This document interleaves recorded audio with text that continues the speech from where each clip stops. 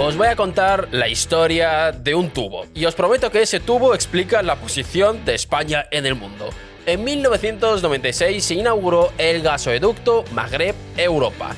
1.400 kilómetros de acero que llevaban gas natural desde Argelia, cruzaban Marruecos y entraban en España por el estrecho. Era el símbolo de la cooperación entre las dos orillas del Mediterráneo. Durante 25 años el gas fluyó en esa dirección, de África hacia Europa, del sur hacia el norte. Pero este mundo de la piruleta duró hasta noviembre de 2021.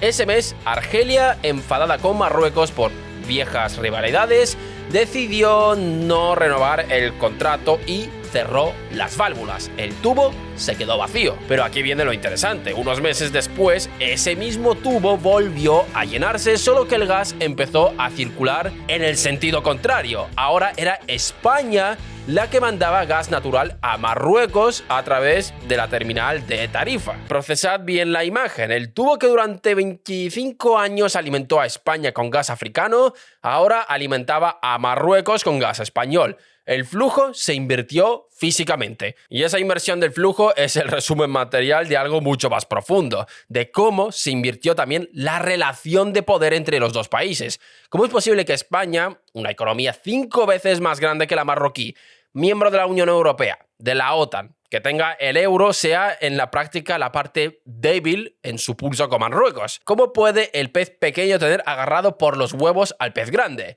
Pues esto es lo que vamos a ver en el vídeo de hoy. Así que, no me enrollo más, poneos cómodos, ¡que empezamos! Pero antes, vivimos una época donde la buena formación es fundamental para poder invertir. El problema es que gran parte del catálogo que hay ahí afuera no está muy conectado con el mundo real. Por eso nació la especialización universitaria en inversión, multimercado y diversificación de Visual Business School. Se trata de la formación online en inversión más exitosa de la actualidad en España, con más de 5.000 alumnos en sus 2 primeras ediciones y una satisfacción media de 9,25 sobre 10, con más de 300 horas de formación divididas en 12 módulos con un temario diferente: renta fija, bolsa, ETFs, cripto, inmobiliaria, todo repartido a lo largo de un año. E importante, título especialista oficial con créditos ECTS acreditados por la Universidad de las Hespérides. No es una formación online cualquiera. En esta aventura os acompañarán profesores de gran nivel como Juan Ramón Rayo, Marc Urgey, Gonzalo Recarte, director general de Cobas, entre otros muchos profesores reconocidos del sector, o un servidor, sí.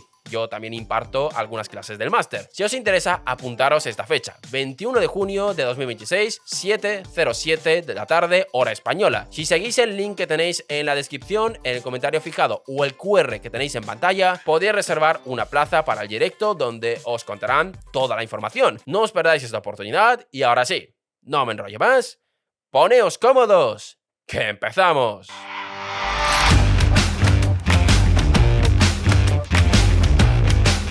En el mundo solemos asumir que en una relación entre dos países manda el más fuerte, el más rico, el más grande, el que tiene más ejército.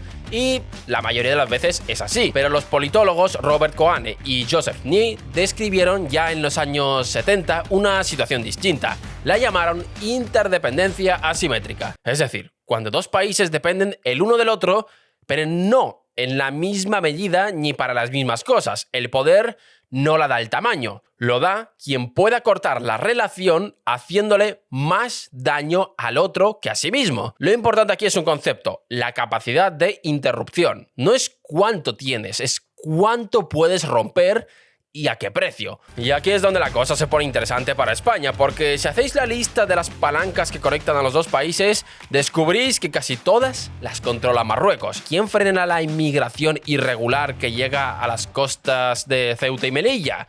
La policía marroquí. ¿Quién controla el 70% de las reservas mundiales de fosfato, el mineral con el que se fabrican los fertilizantes que dan de comer al planeta? Marruecos.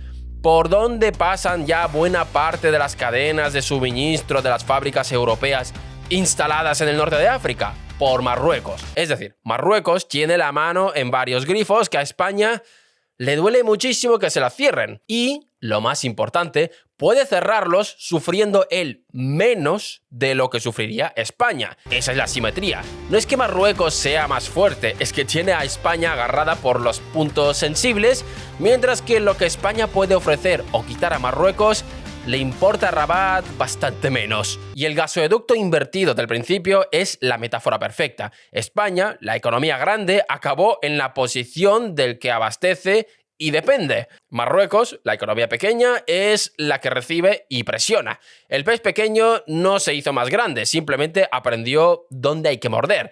Y para verlo en acción hay que mirar lo que pasó en primavera de 2021, el caso de manual de cómo se usa esa simetría.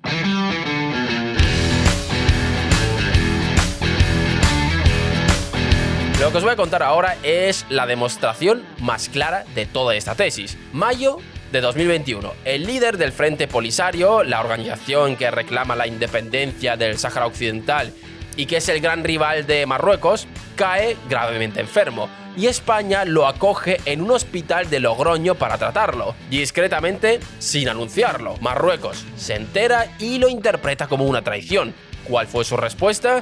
Pues una respuesta que dejó al descubierto el mecanismo entero. En apenas 2 días, la gendarmería marroquí, que normalmente vigila las fronteras de Ceuta, sencillamente se relajó, miró hacia otro lado y alrededor de 10.000 personas cruzaron a nado o caminando Ceuta.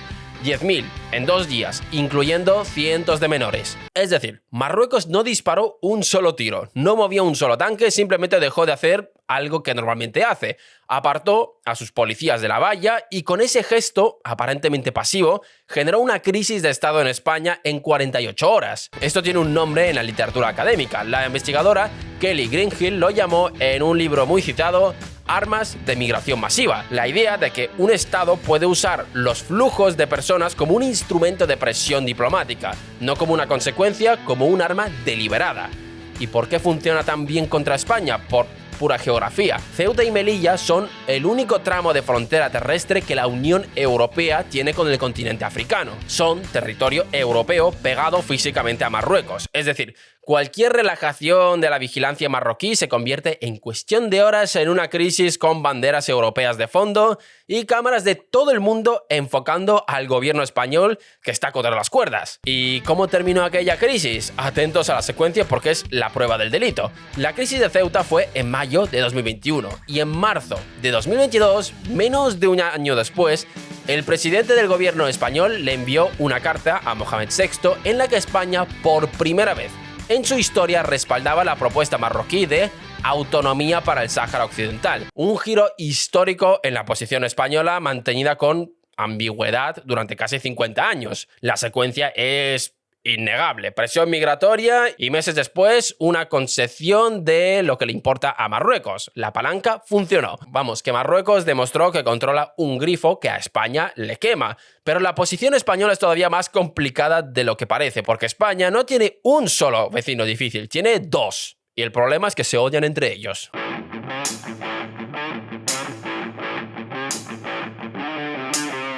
Aquí entra la pieza clave que convierte el problema español en una trampa casi perfecta, la geometría de los 3. España no negocia solo con Marruecos, al otro lado está Argelia, y Marruecos y Argelia no se llevan mal. Se odian con todas las letras. Su rivalidad viene de lejos. Tuvieron una guerra en 1963, la llamada Guerra de las Arenas, cerraron su frontera común en 1994 y sigue cerrada en 2026, más de 30 años después. En 2021 rompieron del todo las relaciones diplomáticas y se están rearmando a un ritmo brutal. Entre los dos suman el 90% de todo el gasto militar del norte de África. ¿Y por qué esto es un problema para España? Porque España depende de los dos, pero para cosas distintas e incompatibles. De Marruecos depende para el control de la frontera, como acabamos de ver, pero de Argelia depende para el gas. Argelia ha sido históricamente uno de los principales proveedores de gas natural de España. Es decir, España necesita tener contenta a Argelia para que no le corten el gas y necesita tener contento a Marruecos para que no le abra la frontera. Y resulta que Argelia y Marruecos son enemigos mortales. ¿Veis dónde está el problema? Cada gesto que España hace hacia uno, el otro lo interpreta como una agresión. Y el ejemplo más demencial de esto es lo que ocurrió en marzo de 2022. La misma semana en que el presidente español enviaba la carta a Mohamed VI respaldando la posición marroquí sobre el Sáhara, su gobierno estaba a la vez negociando con Argelia la ampliación del otro gran gasoducto, el Medgaz. Es decir, España intentó literalmente en los mismos días hacer las paces con Marruecos y profundizar su alianza energética con Argelia, dos movimientos que eran contradictorios en sus propias premisas. Resultado, Argelia se sintió traicionada, llamó a consultas a su embajador, suspendió el tratado de amistad con España y le impuso represalias comerciales. Vamos, que España no está atrapada en una sola dependencia, sino por dos dependencias enfrentadas entre sí que la dejan sin margen de maniobra. Pero lo más preocupante no es la trampa de hoy, es que la trampa de mañana va a ser todavía peor, porque las dependencias, lejos de reducirse, se están multiplicando.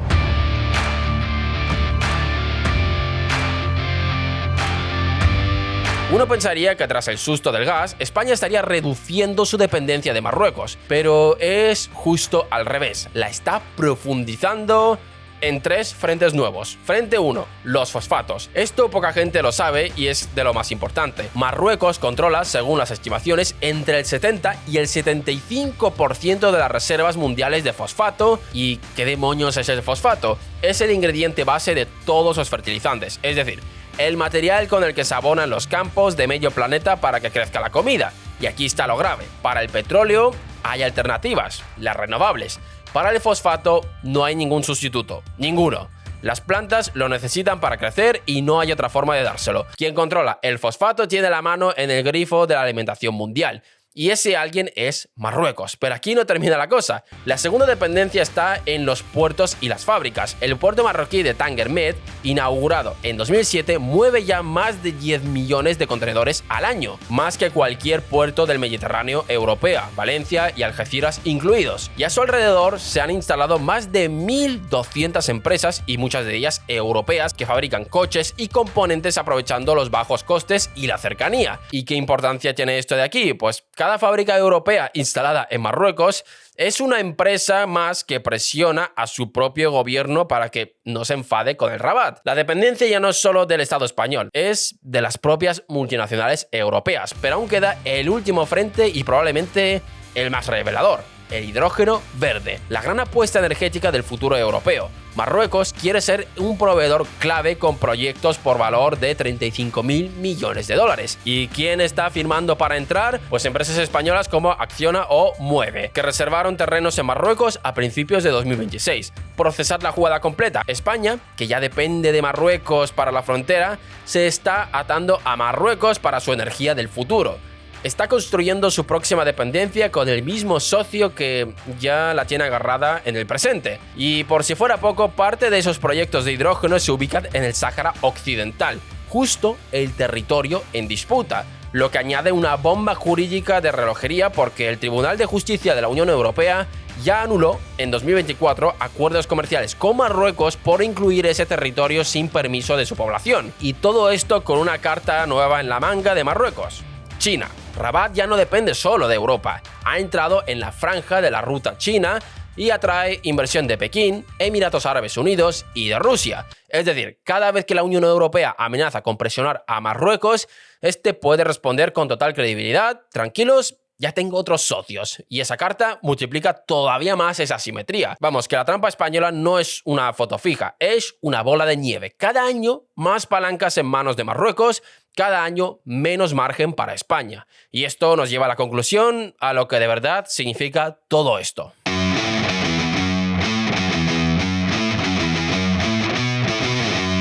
Hay que hacer una matización justa. España no es un actor impotente ni tampoco una víctima indefensa. Tiene la mayor capacidad de regasificación de Europa. 6 terminales que le permitieron capear el corte del gas argelino mejor que casi cualquier socio europeo.